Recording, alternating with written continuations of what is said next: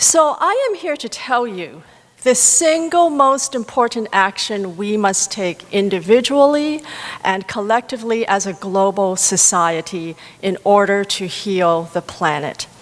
It is the most powerful choice of our time to ensure the sustainability of our beautiful Earth and its inhabitants, and it is about embracing the most basic quality that lies at the core of our identity, our sense of compassion. Why the words courageous compassion? Because this choice asks us to open our eyes, hearts, and minds to question an aspect of our lives that unfortunately is accepted and deeply ingrained in most of our society. Because this is a bold call to the world community and global leaders to openly acknowledge and bring to the very forefront of our collective awareness the single most destructive industry that humankind engages in. The choice we must make is to end the exploitation of non-human animals. Today, I'll talk about the challenges we face in terms of ingrained cultural practices, the perceptions of animals held by most of society, and how animal agriculture is deeply tied to the crisis we face with climate change. But I will also address the power of our choices to be vegans and the positive developments that are already changing the world. And I hope that the music you hear during this presentation will give you opportunities for thoughtful reflection. 107 billion. That's the total number of humans who have ever lived on our planet. Yet every single year, we kill at least 60 billion land animals and 3 trillion sea animals, mostly for food, but also through the entertainment, research, and clothing industries.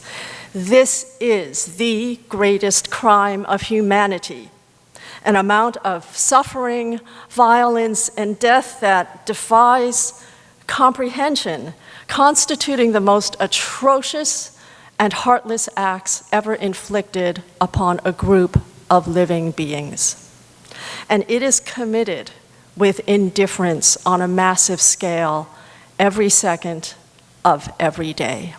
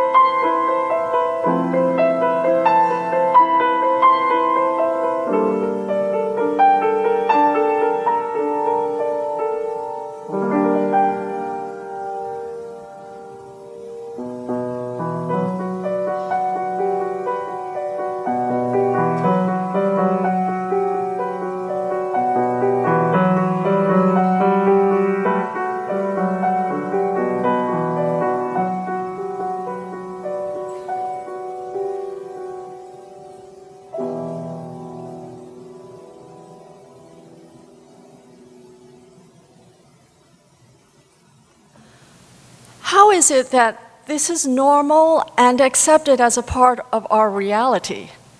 The path of human culture has followed a long trajectory from our early existence as nomadic hunter-gatherers to the growth of tribal and agrarian societies. We know that the origins of animal agriculture can be traced back to roughly 10 to 12,000 years ago. Now, prior to that, early man existed as foragers, nomadic, opportunistic eaters, gathering, hunting, and scavenging for food. Man coexisted with other animals in a complex web of life, highly observant of other animals' unique abilities and behaviors, and fascinated by the powers that they seemed to hold. But as our culture developed, a shift in this relationship began to take place. Along with a rise in population, people began to abandon nomadic lifestyles, seeking and settling in places where food, shelter, and land for growing crops were available. Agriculture slowly took hold, as did the concept of ownership, not only of land, but of animals as well, beginning with cattle, sheep, and goats. This marked a critical change in our perceptions of animals. We began seeing them not as kindred spirits, but as commodities, objects, even tools for our use. The ultimate rise of urbanization and consumerism, which shaped the foundations of our modern culture, served only to reinforce this view of animals, that they are units of production within industries whose sole goals are efficiency and profit.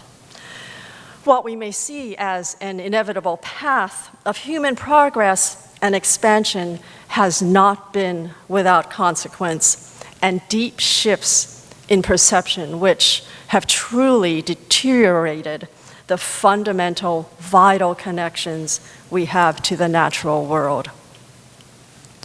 The systematized violence of factory farms denies the validity of another living being's interest in living, reinforced, even if subconsciously, through pervasive social, economic, and cultural conditioning and false assumptions that it is necessary to exploit animals. Yet all animals, human and non-human, we are equals. We humans are not superior to anything or anyone, and our fellow animals are not beneath us. Gazing into an animal's eyes, we must never cease to be awed as we recognize the same life energy that we also hold so preciously within ourselves. We share all the behaviors and intentions that define what it means to be sentient. We desire to live free from pain, have adequate nourishment and shelter, communicate and socialize in our unique ways. We protect our young, and if necessary, all animals will fight for their lives. We animals have families. We seek companionship. We love one another. We play. We solve problems. We feel joy, fear, sadness, and we mourn.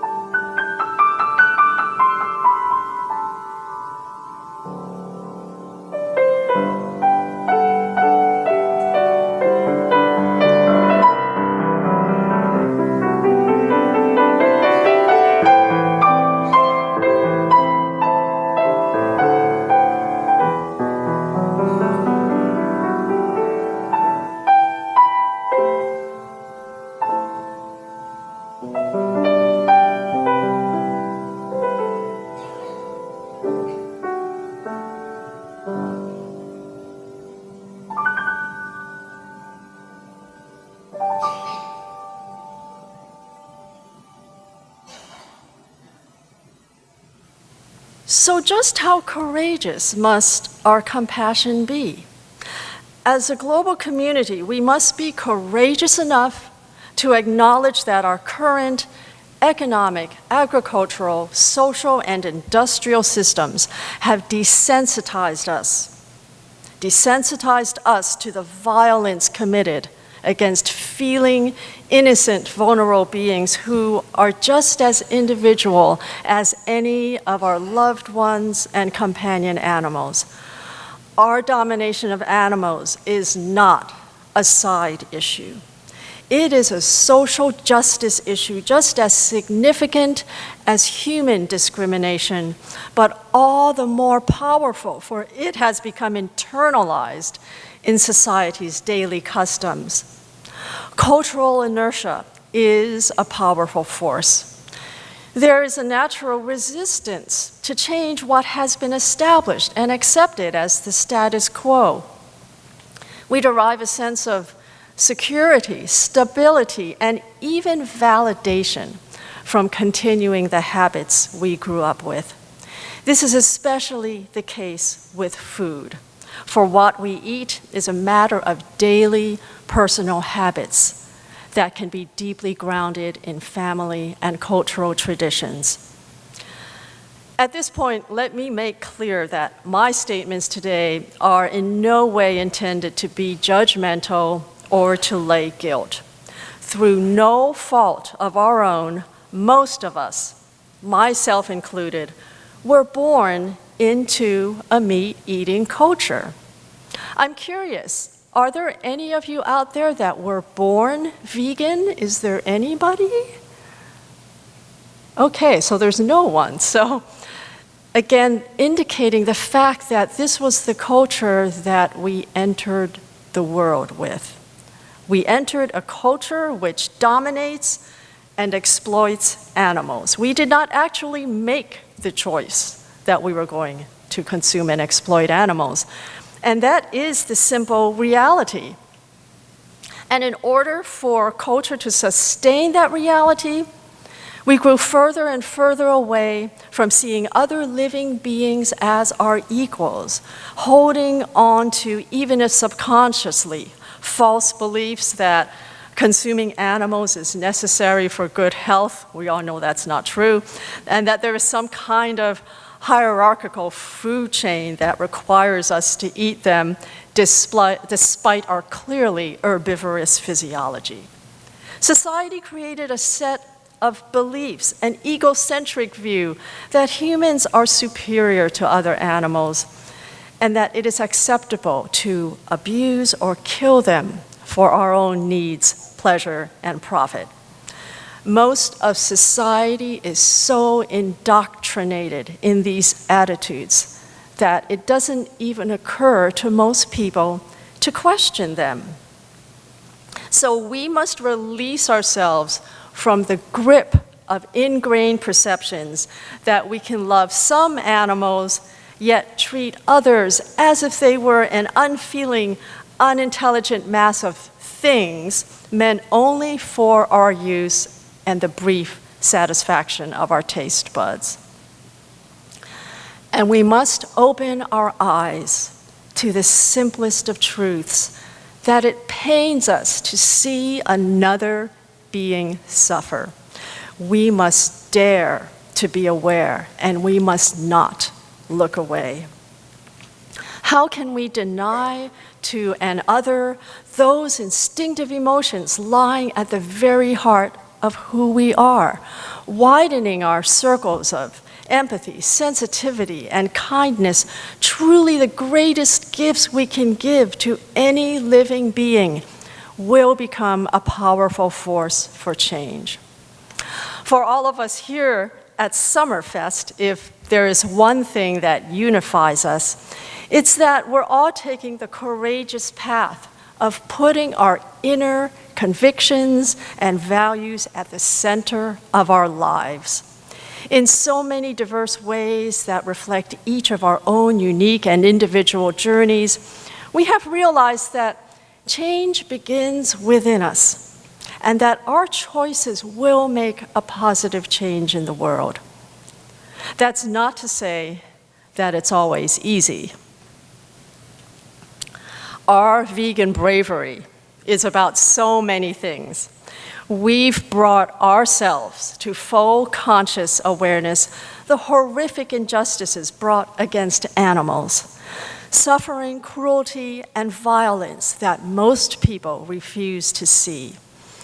We've opened ourselves up to making changes in our lives, not only concrete changes like our diets and the clothes we wear, but a deepening sense of spirituality and new perceptions in identity and how we see ourselves in relation to the world around us. We dare to hope that the world will awaken to a new level of compassionate awareness, and we're bravely taking a stand and spreading our message. Even though it certainly is not happening quickly enough for us, veganism is one of the fastest growing social justice movements today, and it is growing into the mainstream.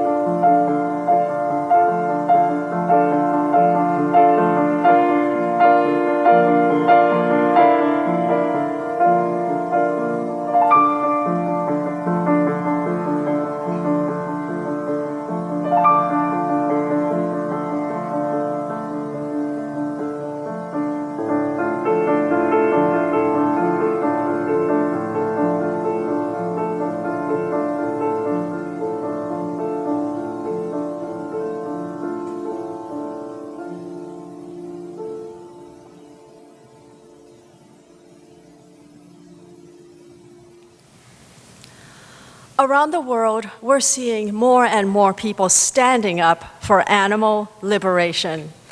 Activism, animal rescues, public demonstrations against factory farms and other industries that exploit animals, and rising awareness that the consumption of animals and animal products is damaging to our spiritual and physical well-being. The mass cruelty committed against our fellow beings can no longer be ignored, for at the deepest level, it is a self-inflicted wound upon our true innate nature that is grounded in compassion. I believe that there will be a time in the future when society looks back upon animal exploitation as a moral atrocity. And I like to believe that in the future, people will look back upon our society, the people who are starting to make a difference now, like all of you here today. I hope that society will realize that we were the ones who planted the seeds for a new, elevated, compassionate awareness. Moving beyond the acceptance of force and violence used against others will enable us to envision and create a world of greater peace and equality among all beings. And we must be courageous enough to acknowledge this inconvenient truth that our exploitation of animals is destroying the planet. It is the single most destructive industry that humankind engages in, whose direct relevance to our global challenges has largely been overlooked, being, as it were, the proverbial elephant in the room. Yes, it's true that on October 8th of last year, some of you may have read in the press, that the United Nations Intergovernmental Panel on Climate Change stated that the climate crisis demands, quote, rapid, far-reaching, and unprecedented change in all aspects of society, unquote. And 9 years ago, the UN's Environment Assessment Program stated the following in its report titled, Assessing the Environmental Impacts of Consumption and Production. Quote, a substantial reduction of impacts would only be possible with a substantial worldwide diet change away from animal products, unquote. Yet, in a serious oversight, the 2015 Paris Climate Agreement, and yes, I read the entire report twice, there's nothing at all in the Paris Climate Agreement that mentions the enormous negative consequences of animal agriculture. And finally, in what the Huffington Post describes as a shocking hypocrisy, meat-heavy meals were served at the UN's recent climate conference in Poland. As Peter Singer, philosopher at Princeton University and author of the groundbreaking book Animal Liberation, has noted, quote, the kind of secret source of greenhouse gas emissions that no politicians are talking about at the moment are the emissions that come from the livestock industry, unquote. While cutting emissions from energy and transportation and making a decisive shift away from fossil fuels to renewable and alternative energies are vitally necessary, this will not be enough to successfully combat climate change. This, especially in light of projections that global meat consumption could rise as much as 75% by 2050 due to population growth, urbanization, and rising incomes, especially in developing countries. The one major global initiative that will have more rapid and greater effect is to bring about planetary healing through a profound transformation of our food production systems, in particular, ending the mass killing of animals for food. Ilmi Granoff, who is Director of Sustainable Finance at ClimateWorks Foundation, says the following, quote, "Forget cars, forget coal. The fastest way to address climate change would be to dramatically reduce the amount of meat people eat," unquote. As many of you know, you can cut your carbon footprint in half by going vegan. Industrialized animal agriculture is a major driver of climate change. It is the #1 cause of species and habitat loss and the leading cause of environmental degradation, from water and air pollution to ocean dead zones, catastrophic deforestation, soil erosion, and desertification. The massive inefficiency of using animals as a food source has led to severe resource depletion, and the diversion of nearly half of all global crops to feed livestock instead of people is a direct cause of world hunger. The consequences are staggering, unprecedented in human history. Up to 1 million plant and animal species now face extinction. We are in the midst of the 6th mass extinction, and this one is due to human activity.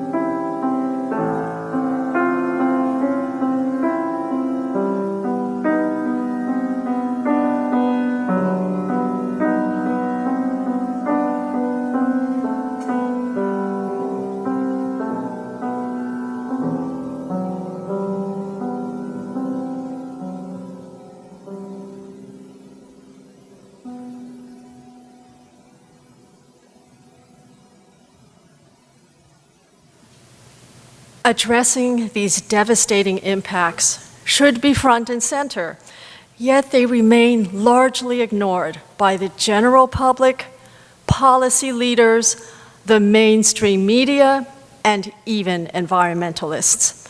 The resistance and inability to act reflect how deeply the consumption and abuse of animals have become embedded and normalized, accepted as though it were a concrete, unchangeable reality. Society is constantly being conditioned to remain comfortably disconnected from the industrialized violence and environmental destruction that lie invisibly behind its consumer choices. In essence, we are taught to not feel, to not be aware, to not look deeply within and question, is this who we are? Is this what we want our legacy to be?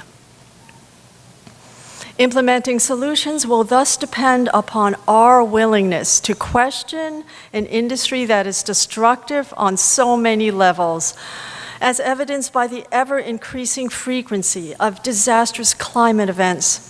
We have grown out of balance with the natural world and have reached a point of crisis. This is not a call to judgment, nor is it a negation of man's extraordinary accomplishments. Rather, it is the realization that our greatest achievements now lie before us, meeting these challenges with the best qualities of our nature, our perseverance, our adaptability, our drive, our intellect, our inventiveness, our optimism, and our deep capacity for love and compassion. Our collective purpose will be nothing less than a broad-scale intervention for the health of the planet. We must be bold enough to assert that our actions will be a revolutionary kindness, a turning point to advance the evolution of humankind forward, away from the exploitation of the natural world as though it were inexhaustible and its inhabitants expendable. You know, it would be so easy to do nothing. But we are part of this earth, not separate from it, bringing great harm to the living planet and other beings. When we do that, we only harm ourselves. To be complacent and indifferent would be at our own peril. Our global mandate must be to undertake a major transition from the consumption of animals and animal products to plant-sourced foods. The good news here is that we're seeing positive moves in that direction, which are more than just short-term trends. Even independent of global policy initiatives to mitigate climate change, the tremendous rise in business and investment opportunities in the plant-based food market, as well as growing consumer demands for healthier food options and cruelty-free products, will be powerful driving forces for increased environmental sustainability and the inevitable decline of the livestock industry. We know that we have the exploding market for meat alternatives like Beyond Meat, Impossible Foods, and analysts are even predicting that this industry will be worth nearly $150 billion within a decade. Top global meat conglomerates have seen the writing on the wall. Did you all know that Tyson Foods, which is one of the top 3 or 4 meat conglomerates in the world, Tyson Foods is already debuting plant-based products this year. And the CEO of Tyson, Noah White, states that plant-based foods will be the future. Quote, "It is coming, and we will do it in a significant way," unquote. We can truly create a new era and identity for food that is nourishing, sustainable, and compassionate. We end the horrors of industrial animal farming and the decimation of our oceans, halt the devastating destruction of the rainforests that provide habitat for at least half of the world's plant and animal life. And we embark on a large-scale mission to regenerate our forests, soil, and vegetation. As stewards of the earth, we can seize the opportunity to restore biodiversity, our rivers, oceans, our precious air, reduce global disease, and turn the tide on world hunger.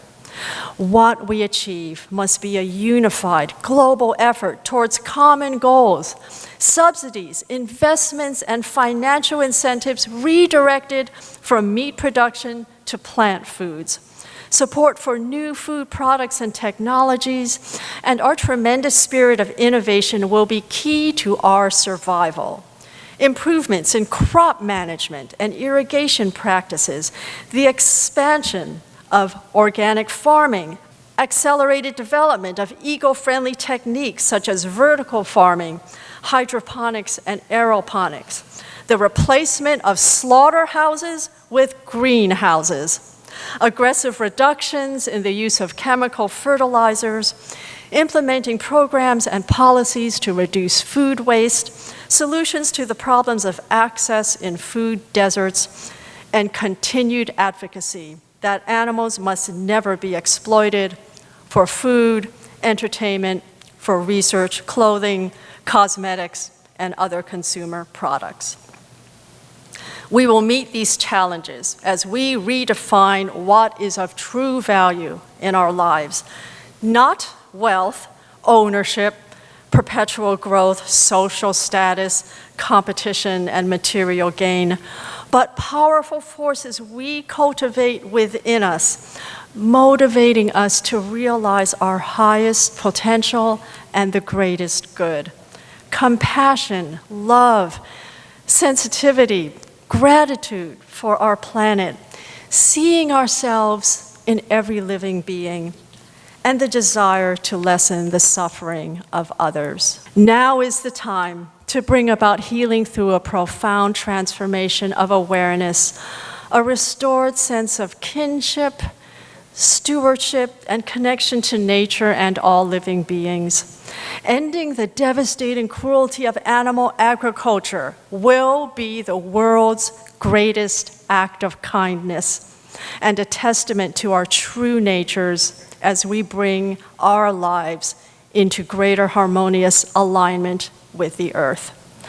Our courageous compassion can heal the world.